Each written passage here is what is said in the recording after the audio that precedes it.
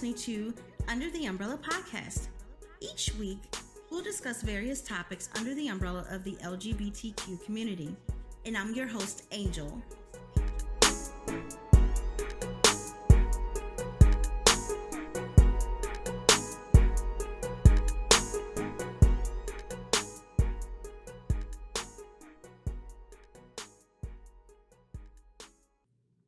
Hey everyone, welcome to an episode of Under the Umbrella podcast. I am your host, Angel, and today's guest will be Eric Thurnbeck. And on today's episode, we will be discussing how art and representation impacts self-image for queer folks. Eric Thurnbeck is an active member of the Phoenix Leather community. He holds the title of Mr. Phoenix Leather 2020 and is a kinsman of the Phoenix Boys of Leather. He is also the graphic artist in residence at Stray Cat Theater Company. While he does not make art for a living, he does freelance art projects for enjoyment and has donated many works for fundraising efforts by various local groups. So with that being said, let's get to it, guys. Hello, Eric. Welcome to an episode of Under the Umbrella podcast. How are you? I am great. How are you? I'm good. Thank you for asking. So as you know, we'll be discussing how art and representation impacts self-image for queer folks. So yes. I'll get into our talking points. So my first question I have to ask is, what is Phoenix Leather and Phoenix Boys of Leather? You're a friend of Mars, so I'm like, I need to start having popcorn while I'm recording because you all have some juicy lives and I love it. Yeah, people find us pretty fun. Yes. So Phoenix Leather is actually comprised of a bunch of different groups of people. Mm-hmm. Phoenix Boys of Leather is one club. So we have the Arizona Men of Leather, Arizona Leather Bears and Cubs. There's the Phoenix Boys of Leather, Phoenix Girls of Leather. Mm-hmm. So we have many different groups, and that's kind of more on the queer side. There is also Arizona Power Exchange, and they are more kind of pansexual. So they include some straight folks, some queer folks, some people that haven't defined. Mm-hmm. All of them together make kind of the big leather scene in Phoenix. I am affiliated with the Phoenix Boys of Leather. I don't identify as a boy. So for the people at home who don't know, in leather terms, the identity of a boy is usually a gay leather guy, but not always. Okay. They tend to identify more towards service or submission, but also there's a playful side. Oh, so okay.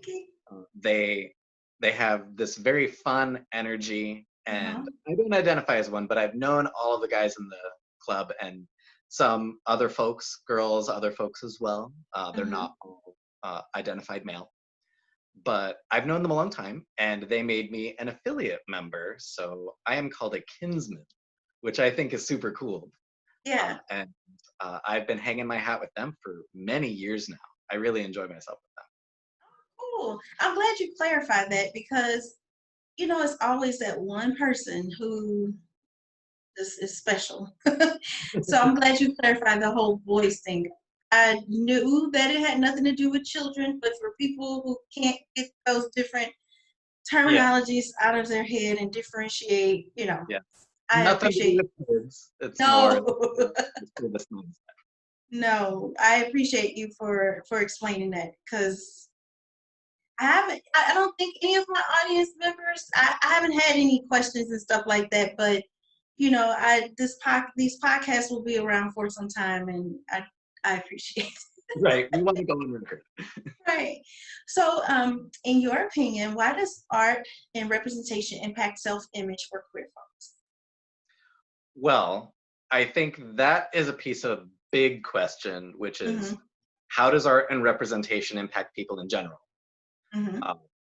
We are used to seeing specific types of images when we are seeing media, advertisement, artwork, movies, whatever.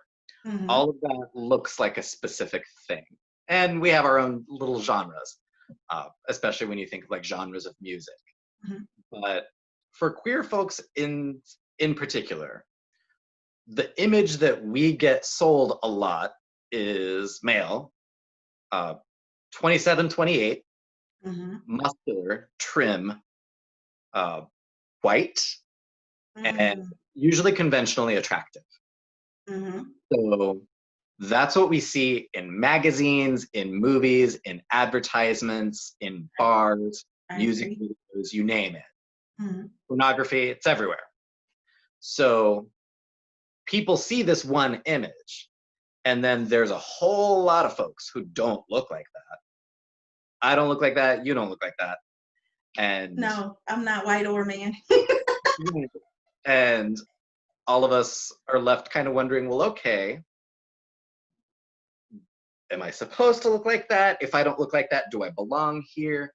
That's what I hear Mm, a lot of, is people thinking, well, I don't like the gay scene, or I don't think I fit in because they're bigger, or they're hairy, or they're not 27 and blessed with good genes where they don't put on body fat no matter what they eat, mm-hmm. or they don't live in the gym, or they're not men. And it creates a lot of negative feelings for people. Mm-hmm. But at the same time, they also kind of like idealize that image to where that's what they want to see. You know, they click likes on all the pictures, Mm-hmm. but then they maybe feel a certain way for not looking like that, or thinking that that represents them. So, Mm, so I think that we have the opportunity as artists and content makers to put other images out there. So people of color, people of different genders, people who have different shapes. So big husky guys, big husky women, thin mm-hmm. skinny people, people who are hairy, people who are smooth, all over the place. And Yeah. I think the more representation we get out there, the more people can see, oh, that's me. And then they can Mm, feel like, okay, well, somebody else sees me because they made this image, and that means that maybe I have a place mm. That makes sense. Well, I remember typing this question to send to you, and I sometimes just ponder on the questions. here. Yeah, And even though I assumed what the answer would be, of course, it's for anybody else listening who may not get it, but it's no different, especially with me being a Black female. You know, exactly. so You're seeing white tiresome. dudes all over the place. Yeah. And we're starting to see images of Black women, but a lot of people are starting to get injections of all of our features, but nobody wants to see us, and it is so frustrating. And even being in the under the umbrella, the LGBTQ umbrella, um, like you said, it's always young white gay males. It's never, I know several people who are gay who don't look anything like that, or um, especially if they're husky guys, big burly guys, and people are shocked that they're gay, and it's like, just what is your image? What is this idea that you have in your head that a gay man is supposed to look like? You know what I mean? Or people What they always see think, on TV if they haven't met yeah, us. And yeah, the and kicker is, most of us don't look like that. nope, not at all. Not at all. I cannot tell you how many people are who don't know me that they seem shocked when I say that I'm married to a woman, and it's Why wouldn't I be? like what do I look like? What am I supposed to look like, or what do I look like I'm supposed to be married to? Or it's just, but no, I really appreciate you explaining it the way that you did, because um, it made me think about something else that just left my mind, because my mind is in 10 million places. But We're all in uh, quarantine brain right now. What's funny is I think we're all sort of programmed too. yes, Until we know that there's all sorts of other stuff we could be doing. I mean, I'm 41 now, but I remember being in my 20s being a you gay look guy. good. Why, thank you. You're It's all that welcome. clean living. Um, I would look for whatever was out there that represented gay men, because it was the 90s, right? Like 90s, turn of the millennium. So we were still like moving away from the specter of AIDS, all of that. And that's all there was at the time. There were magazines. I remember XY magazine. It was always young, white, muscular guys, or sometimes they were very thin and twinky. And I was just so happy to see gay guys represented. It didn't occur to me, I Hmm. don't look like any of these people. And it wasn't until years later, after I had consumed all this media and, I'm clicking the likes and buying the calendars and all the things, that I find, they're sexy and I like looking at them.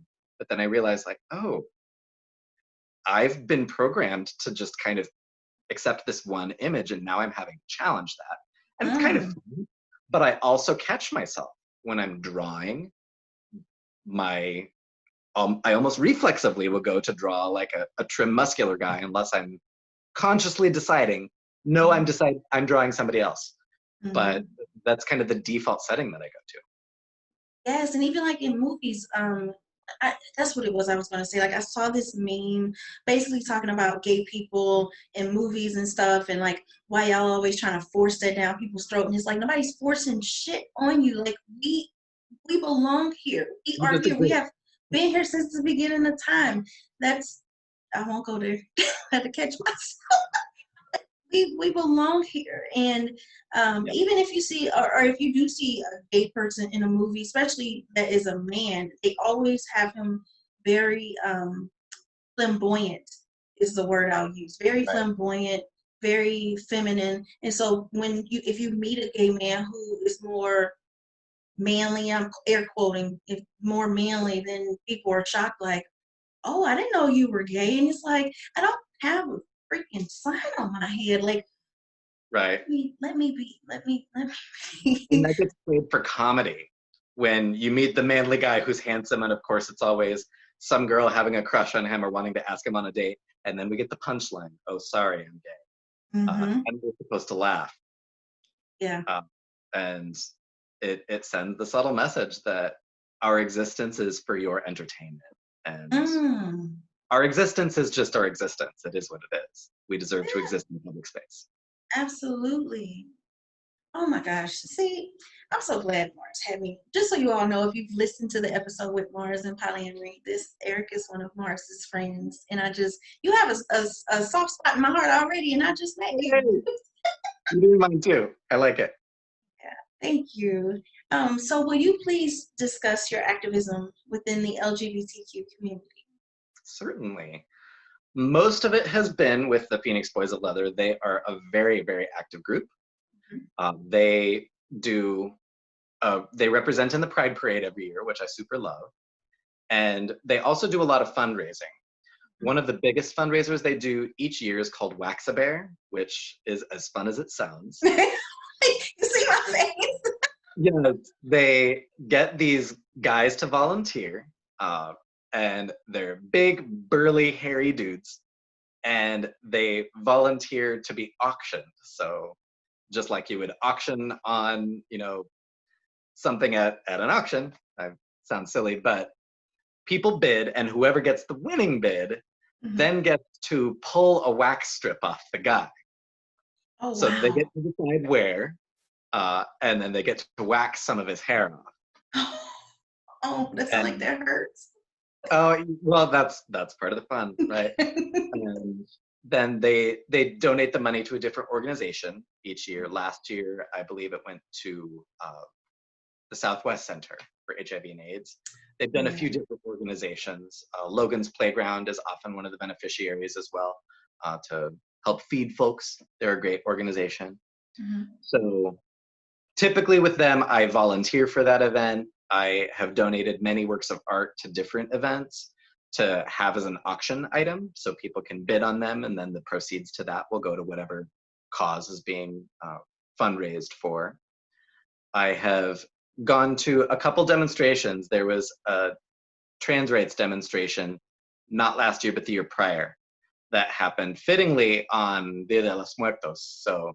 because it struck me as very poignant, because trans women in particular are so impacted by rates of violence and harassment. Mhm. Having that demonstration on a day that is meant to remember people who are no longer living, I thought was really, really impactful. So I felt very privileged to get to attend that. Uh, I have also done things like this where I talk about things I consider my artwork kind of Mhm. activist. There are certain pieces I've done. One I did about trans women. Uh, I called it Queen of Peace. and she is wrapped in a banner that is the colors of the trans flag, and she's holding her hand up in front of her like she's warding something away. And on the opposite side, there are just arms. One's holding a knife, one's holding a gun, one's making a fist, one's flipping her off. And she's looking at all of them and holding her hand up and just saying no. Wow. It kind of called to me, and I felt like not enough people see that this is an issue. So I wanted to make art about it. I did a piece about leather guys. Leather men, particularly gay leather men, seem to be specifically impacted with issues of substance abuse and mental health. It seems to, I feel like I hear about it all the time, where someone has unfortunately completed suicide or someone is having a substance abuse issue. Many gay leather men are in recovery. And it just seems to me like there's something in that group of people that kind of gets sucked into this dark place. But we have each other, and that kind of helps. So the image I drew for that one was, are you familiar with Icarus, the Greek myth, where his dad makes him a pair of wings, and they have to fly out of a prison? Yes. He flies too close to the sun, and the wings fail, and he falls into the sea. So I had drawn a guy in like a leather harness, and he has wings, but he's falling downward, and there are a bunch of hands reaching up from the bottom to catch him. To me, that kind of spoke to the idea that this community of people, they may fly too close to the sun sometimes, and sometimes they fall, but also ideally they're there to catch each other and help bring each other back out. Yeah. So those are just a couple examples here. I sometimes just am inspired by specific pieces of queer life that I think maybe other people aren't aware of or they haven't seen represented before. And I feel like if I can put those images in people's minds, it might make them think differently about those people. Because once you've seen a person, you can't unsee them. Right. And once you've seen a person, they become real in your mind. And it's a lot more difficult to discount that person's humanity or their need for rights once you believe that they really exist. So I don't know that I have any grand notions that the images I create are going to change the world over, but I feel like if I can change single minds at a time, they can maybe change single minds at a time and have it ripple. Yeah. And my hope is that by leaving those images out there, it creates a positive impact for people. Oh, wow. Do you sell your art? Sometimes, usually, it's not what I do for a day job, but occasionally people will ask me to buy prints, but often I prefer to have them available at fundraisers. So that way there's sort of a market for it. And like, if you want to get one of my images, then you need to go give money to a good cause. Gotcha. I love and respect that. So I need to make sure that I would love to stay in contact with you so I can learn more about the organizations, because your art sounds beautiful. My wife is an artist also. Oh, nice. And it's just really cool, like how everybody's version of art is just so different. Like, she does like a lot of lines and stuff, and I'm sure I'm screwing this up. I don't know what it's called, but I just know just to see her do some things and drawing is just amazing. She has little magical fingers. I love them. Did she do the rainbow behind you? Say that again. Did she do the rainbow behind you? Oh yeah, she did. I could tell you that wasn't bought. I could tell that was made. Yeah, it's let me see if I can really quick. It's an umbrella. Oh, it's an umbrella. Yeah. Yep, it's a whole umbrella, just signifying the whole under the umbrella with the LGBTQ. All of it together. Yeah. I love that. Thank you. But I would love to support your art and good causes, and would like to be kept in the loop, because I feel like sometimes I don't know, it's just so much stuff going on I just don't know about. And then when I hear about this, I'm like, oh, that is so cool. And I just genuinely don't know. I know that I wish I could be plugged into all the things all the time, but at Yeah. the same time, I know that that's not good for me. So in the Yes. interest of boundaries and self-care, I'm selective, but Mm. I'm with you on that. Sometimes I hear things and I'm like, dang it, I would love to have known about that, but we all can't be everywhere. We can just do the best we can. Absolutely, absolutely. So my last question for you is that I do understand that you're an artist. How do you incorporate activism into your art? And I know you hinted on it just a smidge just now. We touched on that a bit. I think about people that I think are not represented. So kind of going back to the first question you asked, Mm-hmm. when I think about, well, how could I approach this?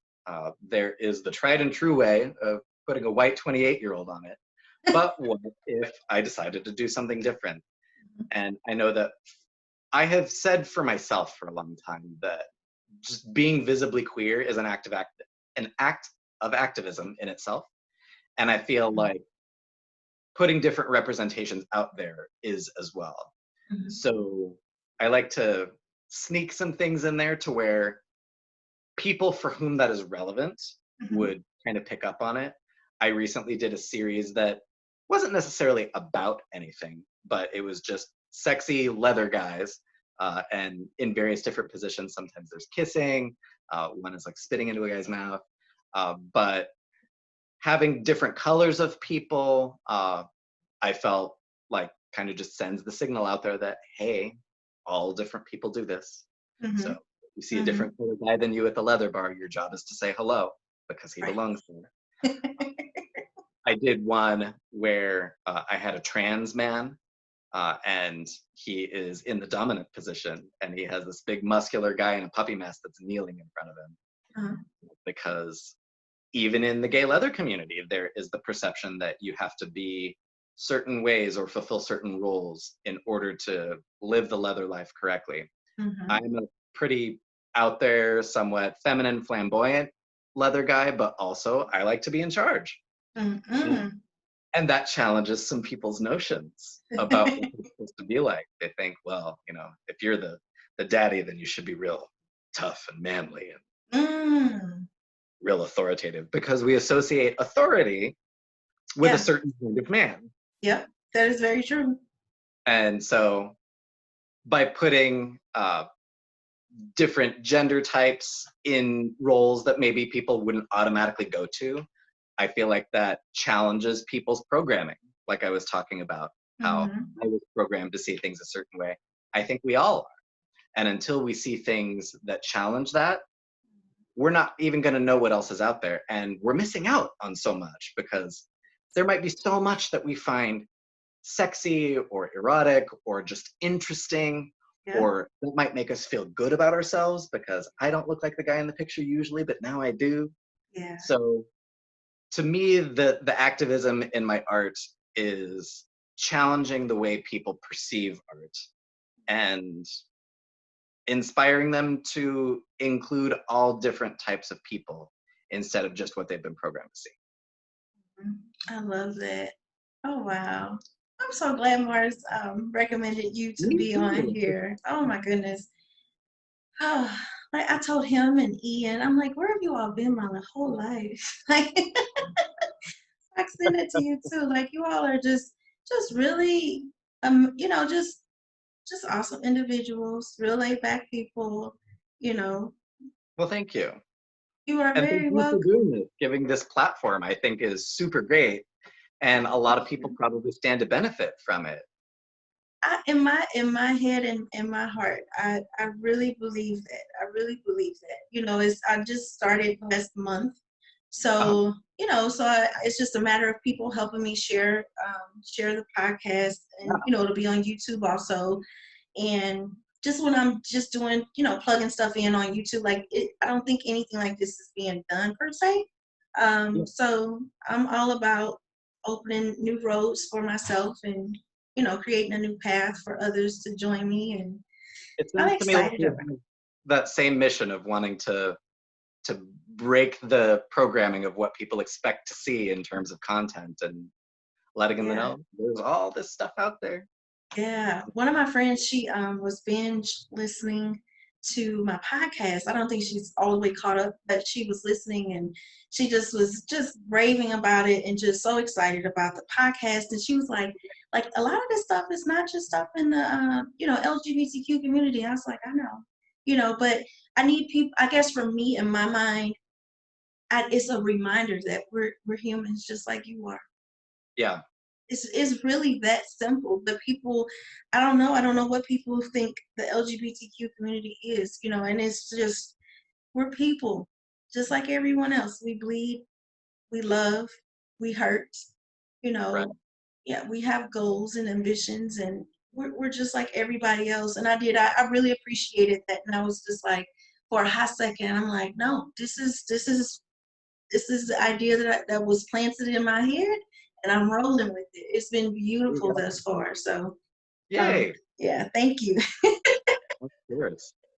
Thank you so much. Well, I appreciate you and your time. I really do. Absolutely.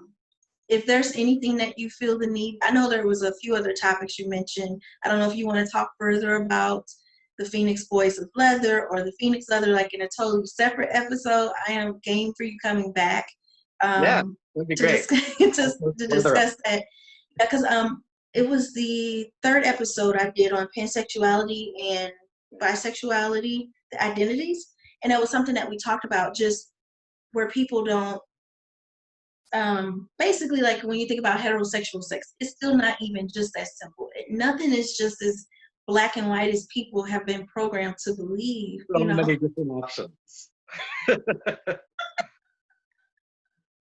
I saw a movie once where they were talking about the concept of sex, and it came down to, it's your Lego, make your own fun. I love that. Right? It's so true. It is. I love that. Well, I won't keep you, Eric. Thank you again. I really appreciate you for making time for me and my audience. And I'll be in contact with you on, when all this is placed and pieced together and uploaded for Well, thank everyone's. you so much. I super enjoyed myself, and I look forward to chatting more. Okay, cool. Thank you so much. You have a wonderful night, okay? You too. Thank you. Bye-bye. Bye. I am truly grateful that I had a chance to sit and chat with Eric Thurnbeck. I know I say I'm grateful a lot, but I really am grateful. Like, the gratitude that flows through me is, it's priceless for me, because people don't have to talk to me. They don't have to, and yet so many people have chosen to chat with me about so many different things, with many more topics to come. But I really appreciate you, Eric, for spending some time and chatting with me about how art and representation impact self image for queer folks, because that is important. It is very important, and I appreciate your insight on the matter. Um, but with that being said, as you all go about your day, please know that you are loved, you are supported, you are enough, and you are for sure worthy. Thank you all for tuning in. Take care. Thanks for joining us on Under the Umbrella podcast. Check us out on Instagram at UT Umbrella, on Facebook at 1UT Umbrella. Subscribe to our YouTube channel at Under the Umbrella, and visit our website at utumbrella.com. As always, subscribe to the show to catch every new episode, and leave a review so we can continue to bring you fresh content. If you had a question to submit for the Ask Angel segment, please submit to contact@utumbrella.com. See you next week.